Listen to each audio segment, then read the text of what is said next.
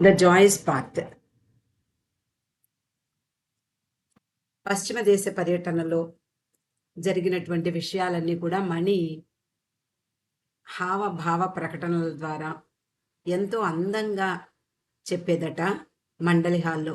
కానీ మనము ఆవిడంత అందంగా చదువుకోలేమేమో, కానీ ఆవిడ యొక్క మనసులో ఉండేటటువంటి ఆ విషయాలు, ఆ రోజుల్లో జరిగినటువంటి అనేక సంఘటనలు మనము తెలుసుకుంటూ ఉన్నాము.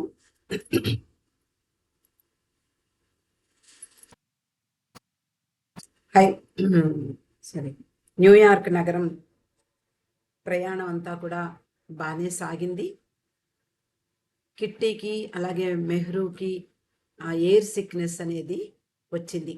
వాళ్ళు ఏమీ తెలియలేకపోయారు. మొత్తానికి ప్రయాణం సజావుగా సాగి న్యూయార్క్లో దిగారు. వాళ్ళందరినీ ఆహ్వానిస్తూ, నవ్వుతూ ఆహ్వానిస్తూ, ఆనందంగా చెయ్యి ఊపుతున్నటువంటి ఎలిజబెత్ని అందరూ చూశారు. వాళ్ళు న్యూయార్క్ నగరం అంతా కూడా అంటే వీలైనంత మట్టుకు చూస్తూ ఉన్నారు. ఎంపైర్ స్టేట్ బిల్డింగ్ దానిపైకి కూడా వెళ్ళి అక్కడ ఆమె అనుభవాన్ని మనతో పంచుకుంది. అన్నిటికంటే ఆవిడికి బాగా నచ్చింది ఏమిటి అంటే, టైమ్ స్క్వేర్ అని న్యూయార్క్లో ఉంటుంది. అక్కడ నియాన్ లైట్లతో అడ్వర్టైజ్మెంట్లు కనిపిస్తాయి. మనకి ఇండియాలో కూడా ఇప్పుడు ఈ డిజిటల్ అడ్వర్టైజ్మెంట్లు కనిపిస్తున్నాయి అనుకోండి. కానీ 1952లోనే అక్కడ న్యూయార్క్ నగరంలో ఈ డిజిటల్ అడ్వర్టైజ్మెంట్లు ఉండేవట. మొట్టమొదటిసారి వీళ్ళందరూ కూడా చూస్తున్నారు. విపరీతమైనటువంటి లైట్లు, కాంతులు, వెలుగులు, ఆ కూడల్లో అంటే టైమ్ స్క్వేర్ అనే ఆ జంక్షన్లో రంగురంగులు ఆరి వెలిగిపోతూ ఉండేటటువంటి ఆ నియాన్ లైట్లు, యాడ్స్ అంటే అడ్వర్టైజ్మెంట్లు లైట్ల ద్వారా ప్రకటింపబడుతున్నాయట. కళ్ళు తిప్పుకోలేకపోయిందిట మణి. ఆ అడ్వర్టైజ్మెంట్లో ఆవిడ చూసినవి మనకి కూడా చెప్తోంది. ఒక టీ కెటిల్ ఉంటుంది, మనకందరికీ తెలుసు. టీ కెటిల్లోంచి టీ కప్పులోకి వంపుతాం కదా, అది ఆ అడ్వర్టైజ్మెంట్ అక్కడ కనిపించింది. ఒక టీ కెటిల్ కప్పు, సాసర్ ఉన్నాయి. ఆ కెటిల్లో నుండి టీ కప్పులో పడుతోంది. అలా పడుతూనే ఉంటుంది. కప్పు ఎప్పటికీ నిండదు, కెటిల్ ఎప్పటికీ ఖాళీ అవ్వదు. అలాగే ఒక గొర్రె పిల్ల గెంతుతోందిట. అలా కనిపిస్తూనే ఉండేది. అంటే మనకి ఇప్పటికి కూడా మనకి పెద్ద పెద్ద నగరాల్లో ఈ అడ్వర్టైజ్మెంట్లు మనకు కనిపిస్తూ ఉన్నాయి. కానీ 1952లోనే అమెరికా, ఆ రోజుల్లోనే ఆ అమెరికా దేశం అనేది చాలా అభివృద్ధి పొందిన దేశం కాబట్టి అక్కడ అన్నీ ఇలాంటివి విచిత్రాలుగా కనిపించేవి. అలాగే ఆ అడ్వర్టైజ్మెంట్లో ఒక వ్యక్తి సిగరెట్ తాగుతూ ఉంటాడు.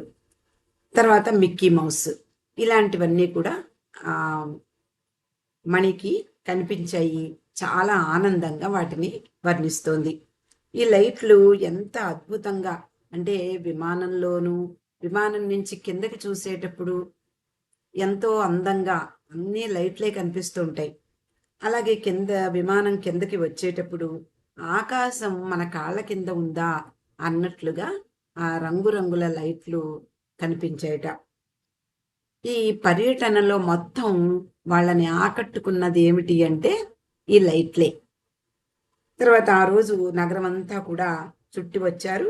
కానీ అంతా ఆనందకరంగా సాగింది. కానీ ఒక్క విషయం మాత్రం ఎవ్వరికీ సంతృప్తినివ్వలేదు. అదే భోజనం. ఎలిజబెత్ సాధారణంగా అంటే ఆవిడకి తెలుసు ఇక్కడికి వచ్చి బాబా అలాగే బాబా సహచరులు ఏం తింటారో అన్నీ ఆవిడకి తెలుసు. కాబట్టి అక్కడ వాళ్ళకి అదే పెట్టడానికి ఆవిడ ప్రయత్నించింది. కాబట్టి చైనీస్ రెస్టారెంట్కి తీసుకువెళ్ళింది. చైనీస్ రెస్టారెంట్లో అన్నం దొరుకుతుంది. మిగిలినవి ఎలాంటివి ఉన్నా అన్నం అంటే రైస్ అనేది దొరుకుతుంది.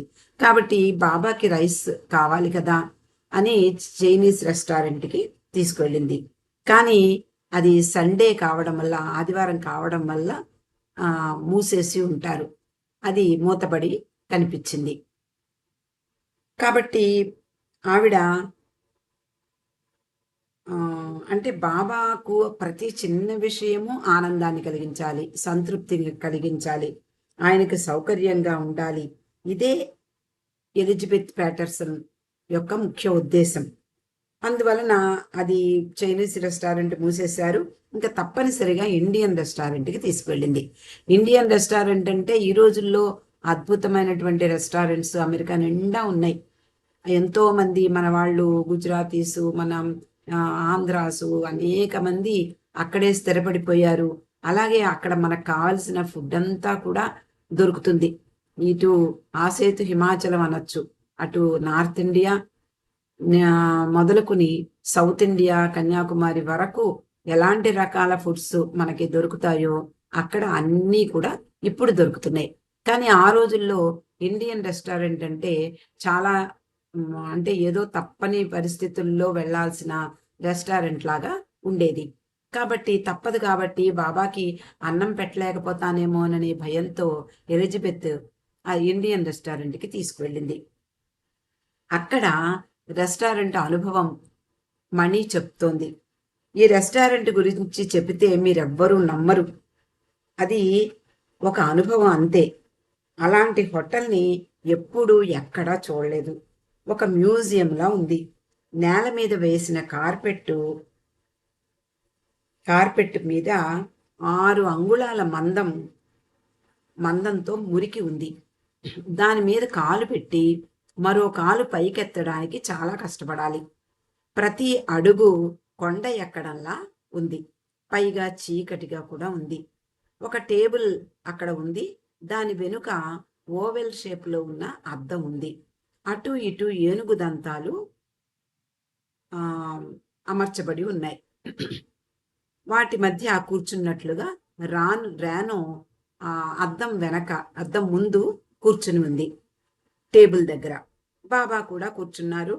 బాబా ఎందుకో చాలా చిరాగ్గా ఉన్నారు. ఎందుకు కోపంగా ఉన్నారో అక్కడ ఎవ్వరికీ తెలియదు. మెహ్రూ ఎయిర్ సిక్ అంటే విమానం ప్రయాణంలో చాలా బాధపడింది. కిందకి దిగాక కొంచెం స్థిమితపడింది, కోలుకుంది. గోహెర్ అక్కడ బాగానే ఉంది కానీ ఇక్కడికి వచ్చిన తర్వాత ల్యాండ్ సిక్ అయ్యింది అంటోంది తమాషాగా. అక్కడ ఎయిర్ సిక్ అయిపోయింది, ఇక్కడ ల్యాండ్ సిక్ గోహెర్. కాబట్టి ఆమె వాష్రూమ్కి పరిగెడుతోందిట. ర్యానో పరిస్థితి చక్కదిద్దేందుకు బాబోయ్ ఇలాంటి ప్రదేశానికి తీసుకొచ్చాం బాబా అని అనుకుంటూ ర్యానో ఏం చేసింది అంటే వంట గదిలోకి వెళ్ళి ఏదో ఇన్స్ట్రక్షన్స్ ఇవ్వడానికి చూస్తోంది. వాళ్ళ దగ్గరికి వెళ్ళి ఏదో చెప్పింది. కాసేపటికి ఆ వెయిట్రెస్ కూర గిన్నెను తీసుకొస్తోంది. ఆ కూర గిన్నె తీసుకువస్తూ ఆమె కార్పెట్ మీద పడిపోయిందట. అది అంతా కూడా వీళ్ళ నెత్తిన పడేలాగా అంత హడావిడి అయిపోయింది. కానీ వీళ్ళకి ఏమాత్రం పడిందో పడలేదో మరి మనకు తెలియదు. కానీ ఇది చూసి మణి నవ్వు ఆపుకోలేకపోయింది. ఎంత నవ్వుకుంది అంటే ఒక ప్రక్కన బాబా ఎదురుగుండా గంభీరంగా కూర్చున్నారు. కోపంగా ఉంది, చిరాగ్గా ఉంది ఆయనకి. అలాంటి ఆయన ఎదురుగా కూర్చుని నవ్వడం అనేది ఎంత మాత్రం మంచిది కాదు. అందరికీ తెలుసు, మన మండలి వాళ్ళందరికీ కూడా బాబా గంభీరంగా ఉంటే వాళ్ళు గంభీరంగా ఉంటారు. బాబా సంతోషంగా తమాషాగా మాట్లాడుతుంటే వీళ్ళు కూడా సంతోషంగా తమాషాగా మాట్లాడచ్చు. కాబట్టి బాబా సంతోషంగా ఉన్నప్పుడు, తమాషాగా ఉన్నప్పుడు సరదాగా ఉండడం మంచిదే. కానీ ఇక్కడ బాబా తీరు వేరుగా ఉంది. ఆయన చాలా చిరాగ్గా ఉన్నారు. కాబట్టి వీళ్ళందరూ కూడా ఆయనను అనుసరిస్తూ గంభీరంగానే ఉండాలి. అలాగే అలవాటైపోయింది వాళ్ళందరికీ. ఇక్కడ బాబా కోపంగా ఉన్నారు, సమయం కాదు నవ్వడానికి. కానీ మణికి నవ్వు ఆపుకోలేకపోయింది. విపరీతమైనటువంటి నవ్వు వచ్చింది. ఒక్కొక్కసారి చూడండి, మనకి కొంచెం పిచ్చిగా నవ్వుతూ ఉంటాం. తమాషా అనేది అక్కడ అందరికీ ఒకలాగే కనిపిస్తుంది. కానీ ఒక్కొక్కళ్ళు దానికి కొంచెం ఎక్కువ ప్రభావానికి లోనే ఎక్కువగా నవ్వుతూ ఉంటాం. అలా మణి ఆ సమయంలో నవ్వు ఆపుకోలేకపోయింది. ఇంకా ఏం చెయ్యాలి, బాబా ఎదురుగా నవ్వకూడదు, ఏం చెయ్యాలి అని చెప్పి ఒక స్పూను కింద పడేసి దాన్ని తీయడానికి అన్నట్లుగా టేబుల్ కింద వంగి, కుర్చీలో కూర్చుని టేబుల్ కింద వంగి విపరీతంగా నవ్వుకుని నవ్వుకుని నవ్వుకుని చాలా సమయం పట్టిందట తేరుకోవడానికి. నెమ్మదిగా పూర్తిగా కోలుకున్న తర్వాత, అంటే నవ్వు పూర్తి చేసుకుని తల పైకి ఎత్తింది. ఆమె కింద ఏం చేసిందో ఎవ్వరికీ తెలియదు. అలా ఆ రెస్టారెంట్లో అనుభవం వర్ణించింది. న్యూయార్క్ అంతా చూసేశారు వీళ్ళందరూ. సౌత్ కేరళకు రైల్లో బయలుదేరారు. అక్కడ నుండి సెంటర్కు, అంటే విశ్వ ఆధ్యాత్మిక సెంటర్, మెహర్ స్పిరిచువల్ సెంటర్, దీనికి ఎలిజబెత్ కారులో వీళ్ళందరినీ తీసుకువెళ్ళింది. ఇక మెటల్ బీచ్ సెంటర్ గురించి మణి చెప్తోంది. మణి మండలి హాల్లో ఆనాటి స్మృతులు, ఆనాటి జ్ఞాపకాలన్నీ కూడా బాబా ప్రేమికులతో పంచుకునేది. ఆమె చెప్తోంది, మేమంతా ఆ ప్రదేశంలోకి అడుగుపెట్టినప్పుడు బాబా కొరకు నిర్మించబడినటువంటి ఆ ప్రదేశం, అంత అందమైనటువంటి ఆ ప్రదేశంలోకి అడుగు పెట్టేసరికి ఒక అద్భుతం గోచరించింది అంటోంది. ఆ అద్భుతం ఏమిటి అంటే, బాబాతో బాబా వీళ్లతో అందరితో ఉన్నారు, కానీ వీళ్ళు అక్కడికి చేరేసరికి బాబా ముందే అక్కడికి వెళ్ళి ఉన్నారా అంటే, ప్రతి చోట బాబా ప్రెజెన్స్, బాబా హాజర్ని అనుభవించారు మండలి వారు. అంటే ఆ మెటల్ బీచ్ సెంటర్కి వెళ్ళినప్పుడు అది 500 ఎకరాలు అని చెప్పుకున్నాం మనమంతా కూడా. ఈ 500 ఎకరాల్లోనూ మొట్టమొదట గేటు దాటగానే ఆఫీస్ ఉంటుంది. అక్కడ నుండి మనము ఎంతమంది వచ్చినా వాళ్ళు కారులో వాళ్ళని ఫాలో అవ్వమని చెప్పి మన కారులో మనల్ని తీసుకెళ్తారు. అంటే ముందు ఫాలో అవుతూ వెళ్ళాలి. వాళ్ళని ఎవరైతే చూపిస్తున్నారో వాళ్ళని మనం ఫాలో అవుతూ వెళ్ళాలి. అప్పుడు వెళ్ళినప్పుడు ఆ 500 ఎకరాల్లో ఏమేమి ఉన్నాయో, ఏమేమిటి విశేషాలు ఉన్నాయో అవన్నీ తిప్పి తిప్పి తిప్పి అన్నీ చూపించి, బాబా హౌసు, అలాగే మండలి వాళ్ళు ఉన్నది, బాబా అక్కడ మంచినీటి సరస్సు, దాని మీద వంతెన, ఇవన్నీ ఫిల్మ్స్లో మనకు కనిపిస్తాయండి. మీలో చూసి వచ్చిన వాళ్ళు కొంతమంది ఉన్నారు, వాళ్ళందరికీ కూడా ఇవన్నీ అర్థమవుతాయి ఈజీగా. కాబట్టి అక్కడ ఆ సరస్సు మీద ఉన్నటువంటి చెక్క వంతెన, అలాగే అక్కడ ఉన్నటువంటి పెద్ద పెద్ద వృక్షాలు, దాని కింద నీడ, పూర్తిగా నీడే ఉంటుంది. అలాగా కాలిబాట మాత్రమే ఉంటుంది ఎక్కడికైనా వెళ్ళడానికి. కొంతవరకు మాత్రమే కారులో వెళ్ళొచ్చు. అక్కడ కారు నిలుపుకుని ఆ ప్రదేశం అంతా కూడా కాలినడకన వెళ్ళి ఇవన్నీ కూడా చూడాలి. పెద్ద లైబ్రరీ, తర్వాత బార్ను, నిన్న మనం చెప్పుకున్నాం బార్న్ అనే ప్రదేశము, ఇలా అన్నీ కూడా వాళ్ళు చూపిస్తారు.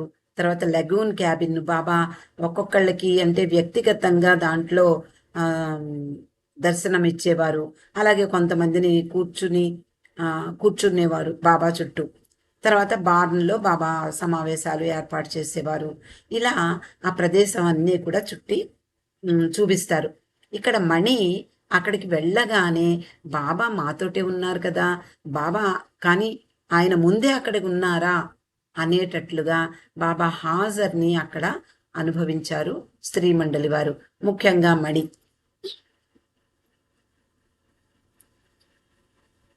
అలాంటి మంచి అనుభూతి కలిగిందట. బాబా అక్కడ ముందే వెళ్ళి వీళ్ళందరినీ ఆహ్వానిస్తున్నట్లుగా అనుభూతి కలిగింది. ఆ ప్రదేశంలో ఏ మూలకు వెళ్ళినా, తొలిసారి అడుగుపెట్టిన వీళ్ళందరికీ బాబా ప్రెజెన్స్ని అనుభూతి పొందారు.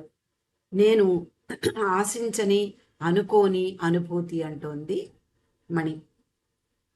ఇది అద్భుతం కదా. బాబా నోరినాని ఎలిజబెత్ని 1948వ సంవత్సరంలోనే తన కొరకు ఆ కేంద్రాన్ని నెలకొల్పడానికై అమెరికా పంపించారు. నిజానికి వాళ్ళ హృదయాలు నిండుగా ఉన్నటువంటి బాబా పట్ల ఉన్నటువంటి ఆ ప్రేమ, ఆ శ్రమ ఎంతలా వాళ్ళు వెచ్చించారో మనకు బెట్టెల్ బీచ్ సెంటర్ని చూడగానే అర్థమవుతుంది. అక్కడ వాళ్ళందరూ ఎంత కష్టపడి వాళ్ళ శ్రమపడి, అలాగే వాళ్ళ యొక్క ప్రేమ వెచ్చించి, వాళ్ళ ధనం కాదు అక్కడ వెచ్చించింది, వాళ్ళ ప్రేమను వెచ్చించి బాబాకు ఆ మెర్టిల్ బీచ్ సెంటర్ని నిర్మించారు. ప్రతి మూల బాబా ప్రెజెన్స్ని అనుభూతి పొందిందట మణి. వంతెన పైన, బీచ్లోను, బార్నులోను, సరస్సు వెంబడి ఇదంతా కూడా బాబా అక్కడే ఉన్నారు, అంతకు ముందే వచ్చేసారు అన్నట్లుగా తోచింది మణికి. నిజానికి బాబా ఈ పశ్చిమ దేశంలో ఎప్పుడో తన ప్రదేశాన్ని ఎన్నుకునే ఉన్నారు. వీళ్ళని పనిముట్లుగా చేసి తన యొక్క మెహర్ ఆధ్యాత్మిక కేంద్రాన్ని నెలకొల్పడానికి వాళ్ళని పనిముట్లుగా ఎన్నుకున్నారు. ఈ ప్రదేశం అంతా కూడా నిజానికి బాబా ఎప్పుడో సెలెక్ట్ చేసిన ప్రదేశం. ముందే ప్లాన్ చేసి దాని కొరకు వెతకవలసిందిగా ఎలిజబెత్కి నోరినాకి చెప్పడం జరిగింది. అంటే ట్రెజర్ హంట్ అంటారు. మనకందరికీ తెలిసే ఉంటుంది. ట్రెజర్ హంట్ అంటే ఒక చిన్న ఆట లాంటిది. ప్రాక్టికల్గా అంటే ఏదైనా ఒక ప్రదేశంలో ఒక నిధిని దాచిపెట్టి దానికోసం వెతకమని, దానికోసం క్లూస్ ఇస్తూ ఉంటారు. ఇలా ఉండాలి, అక్కడికి పెడితే ఇది ఉంది, అక్కడ పెడితే ఇది ఉంది అంటూ ట్రెజర్ హంట్ అనేది మనం చాలామందికి మీరు తెలిసే ఉంటుంది. అంటే ఒక సినిమాలో కూడా చూసాం, ఒక గోదావరి అనే సినిమా కాబోలది. ఆ సినిమాలో ట్రెజర్ హంట్ అనేది చూపిస్తాడు ఆ దర్శకుడు. అలా ట్రెజర్ హంట్ ఎక్కడో ఏదో ఒక నిధిని దాచిపెట్టి దానికోసం వెతుక్కోమని చెప్పి అందరినీ పంపిస్తారు. కొన్ని క్లూస్ ఇస్తారు. ఆ క్లూస్ ప్రకారం వెళ్ళి దాన్ని వెతుక్కుని వచ్చిన వాళ్ళకి ఆ నిధి వాళ్ళ సొంతం అవుతుంది. కానీ ఇక్కడ కూడా ఆ నిధి ఏమిటి అంటే ఈ మెర్టిల్ బీచ్ సెంటర్, దాన్ని బాబా ఎప్పుడో ఎన్నుకుని అక్కడ దాచిపెట్టారు. వీళ్ళని పనిముట్లుగా ఎన్నుకుని వీళ్ళని మీరు వెళ్ళి వెతకండి అని చెప్పారు. అంతా వెతికి మొత్తం అమెరికా కూడా అంతా వెతికి వీళ్ళిద్దరూ వేసారిపోయారు. అయ్యో, బాబా చెప్పిన లక్షణాలు ఉన్నటువంటి ఆ భూభాగం మనకి దొరకలేదే అని కూడా నిరాశకు గురయ్యారు. ఆ సమయంలో ఎలిజబెత్ ప్యాటర్సన్ తండ్రికి చెందినటువంటి ఈ స్థలాన్ని తన కూతురికి, అమ్మా నీకోసమే ఇది నేను ఇచ్చేస్తున్నాను, నువ్వేం చేసుకున్నా పర్వాలేదు అని ఆయన చెప్పడం, అలాగే దాంట్లో బాబా కోరినటువంటి లక్షణాలన్నీ కూడా ఉన్నాయి. అంటే అట్లాంటిక్ ఓషన్ తీరంలో ఉంది, అలాగే అక్కడ మంచి నీటి సరస్సు ఉంది, అక్కడ అది వర్జిన్ ల్యాండ్, అంటే ఎవ్వరూ అడుగు పెట్టినటువంటి ప్రదేశం కావాలన్నారు. ఇలా బాబా 5 లక్షణాలు, అందులో ప్రేమతో దాన్ని నాకు సమర్పించాలని కూడా చెప్పారు. కాబట్టి ఈ 5 లక్షణాలు అక్కడ ఉన్నాయి అని వీళ్ళు ఎన్నుకొని, ఇంకేమి మన ఇంట్లోనే మన చంకలోనే పెట్టుకుని ఊరంతా వెతికినట్లుగా అయ్యింది అనుకుంటూ వాళ్ళిద్దరూ ఈ ప్రదేశాన్ని గురించి బాబాకు తెలియజేయడం, బాబా అంగీకరించడం, ఇక్కడ వీళ్ళందరూ కూడా ఇవన్నీ కూడా నిర్మించడం జరిగింది.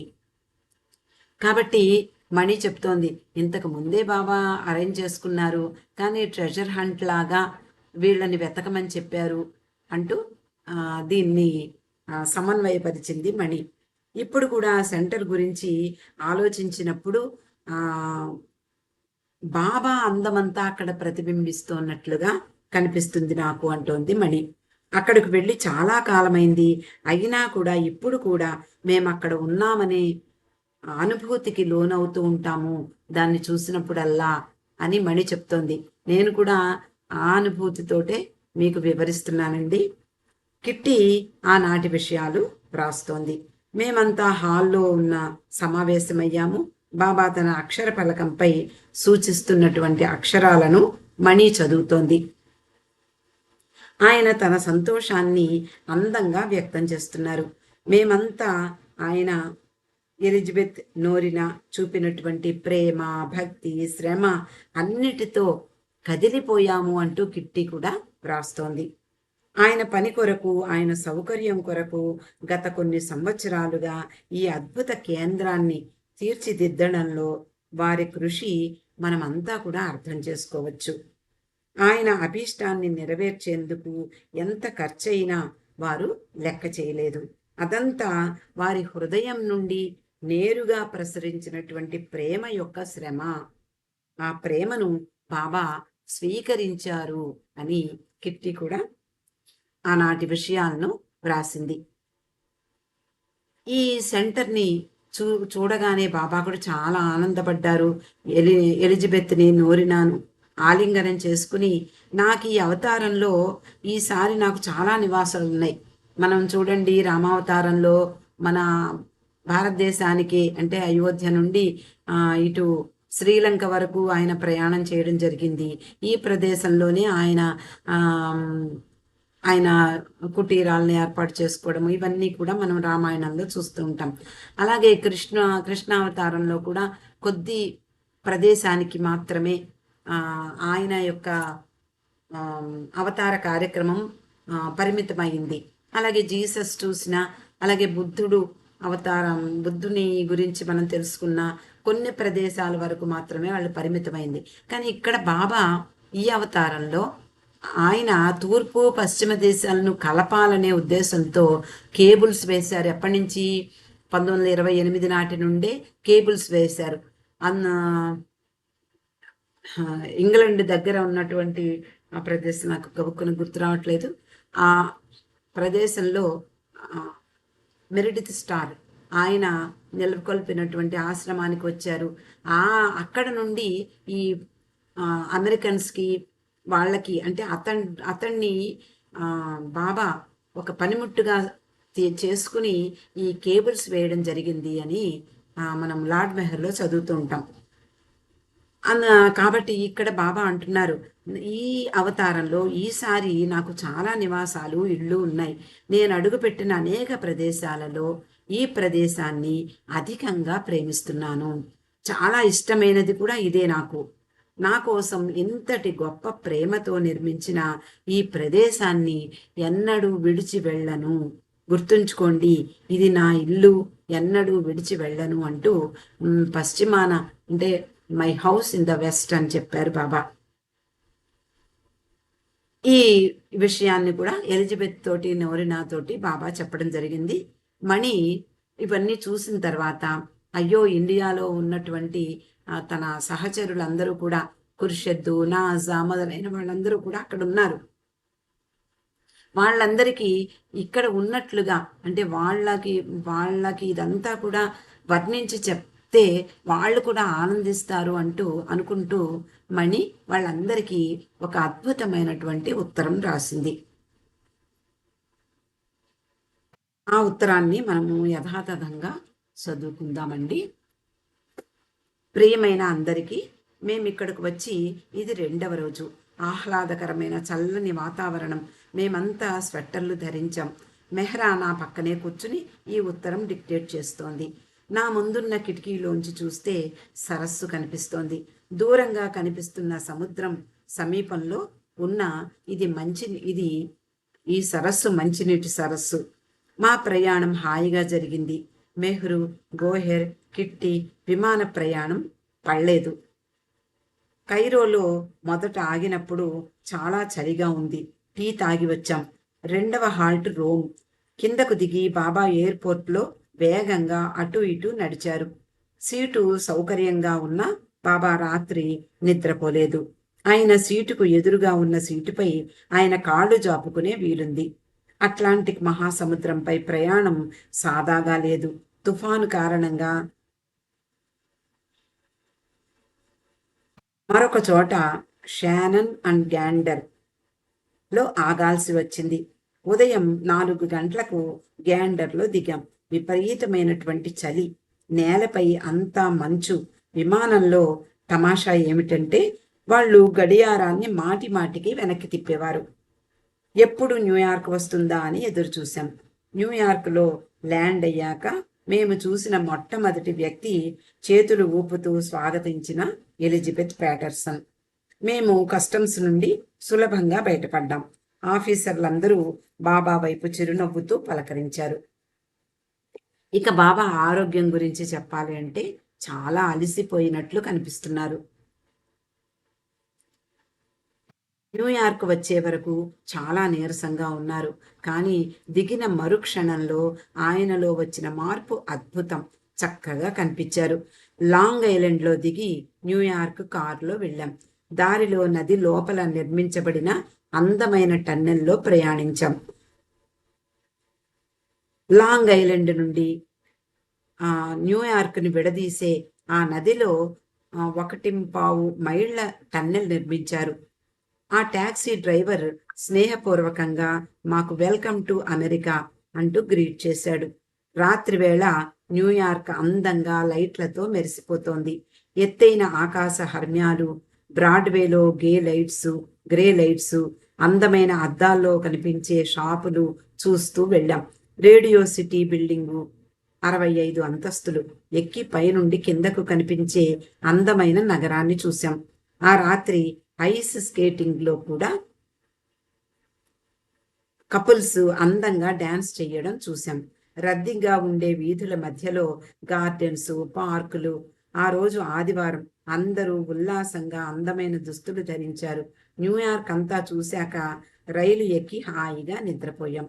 పైన అడవులు, వసంతకాలంలో వికసించే పూల చెట్లు, చిన్న చిన్న అందమైన ఇళ్ళు దాటి ప్రయాణం చేశాం. మనం కలిసినప్పుడు మరిన్ని సంగతులు చెప్తాను. మరో విషయం, అమెరికాలో ప్రజలు చాలా స్నేహపూర్వకంగా ఉంటారు అంటూ ఈ మణి తన ఉత్తరాన్ని కొనసాగించింది. ఇక్కడికి ఈరోజు ఆపుకుందామండి. మనం రేపు మళ్ళీ చదువుకుందాం సోమవారం నాడు. అవతార్ మెహర్ బాబాకి జై.